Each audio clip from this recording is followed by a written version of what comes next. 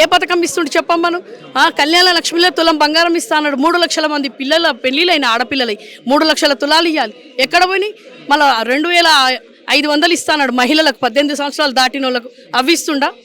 Ration అసలు ఏదీ లేదమ్మా, అన్ని తుంగల దుక్కేసిండు. మొత్తం హైడ్రా తీసుకొని వచ్చిండు. సిగ్గు శరమేమని ఉండాలి. 10,000 మందిని పేద ప్రజలను నిరాశయం చేసిండు రేవంత్ రెడ్డి ఈరోజు. ఈ 2 ఏళ్ల కాంగ్రెస్ పాలనలో అసలు రాష్ట్రానికి ఉపయోగపడేది మంచి ఏది జరగలేదు. నువ్వన్నా చెప్పు మళ్ళీ, నాకు ఏదైనా ఉపయోగపడు. వాడు చెడ్డీలు వేసుకొని అవేసుకొని ఇవేసుకొని హైడ్రా తెచ్చి అందరినీ కన్నీటి రక్తంతో కన్నీళ్లు కాదు రక్తం వస్తున్నది ఈరోజు రైతులలో.